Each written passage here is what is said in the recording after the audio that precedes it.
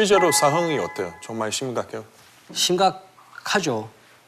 제가 나올 때는 엄청 심각했고 지금은 좀 나아졌다고 하지만 그래도 그 사회는 미래가 없는 건 확실하고 예. 아직까지도 북한에서 먹고 살기 위해서 그 나라를 떠나는 사람들이 아직도 있기 때문에 뭐 아까 말씀하셨던 평양은 안 그랬다. 뭐 청진, 개성 이런 데는 괜찮았다는데 진짜 그런 대표적인 도시 빼고는 진짜 깊숙하게 들어간다면 그 자체를 아예 못 가게 할걸요, 외국인들은. 그런 것 자체가 왜냐면 평양이란 고층 건물도 많고 그렇잖아요. 진짜 멋있잖아요. 네네네. 그 외에 진짜 그걸 벗겨본다면 진짜 참혹한 북한의 현실을 알게 되고 그래서 그런 걸 해서 저도 그렇게 살다가 왔잖아요. 장마당 가서 막 훔쳐먹고 그리고 뭐 밭에 들어가서 막 무도 뽑아먹고 막 강냉이도 털고 그런 식으로 살다가 진짜 친구들 원래 교실에 한 40명씩 있거든요. 근데 하나 둘씩 이제 자리가 없어지는 거예요.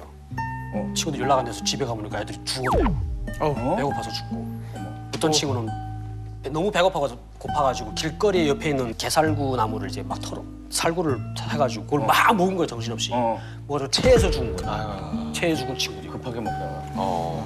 처음에 듣는 사람들은 못 믿겠지만 제가 여기서 살고 왔고 제가 산 증인으로서 여기 와서 지금도 미술 전공 나와서 이제 유화 작업을 해가지고 전시도 다니는 이유가 북한을 알리고 내가 거짓말이 아니다.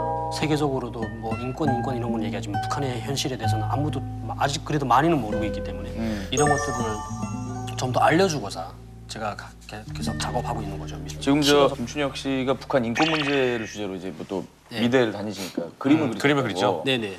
준비가 됐는데 몇 개 좀 보겠습니다. 요게 그냥 꽃제비에 관한 그냥 주제로 보여주고자 그러니까 진짜 이런 어린애들이 진짜 이렇게 다니거든요. 국어라는 어린아이들. 예, 진짜 생사의 길에 놓여 있다는 걸 표시해주고 싶고 해가지고. 요즘에도 있는 거예요? 그건 안 없어지죠, 그 사이에서.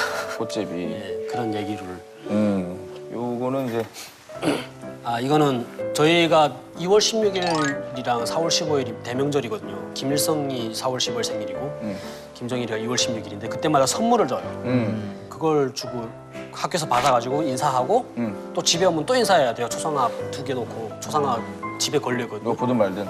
예, 처음에는 뭐 경리하는 수령 김일성 대한스님 고맙습니다 하고 막 인사하고 먹어야 돼요. 그래야 꼭 풀 수 있어요. 근데 마지막에 그냥 빨리 먹고 싶은데 계속 매일 반복되고 이러니까 좀 짜증도 섞여 있는 그런 투로 좀 이렇게 작업을 한 빨리 이어 먹자. 예. 먹을 거구나. JTBC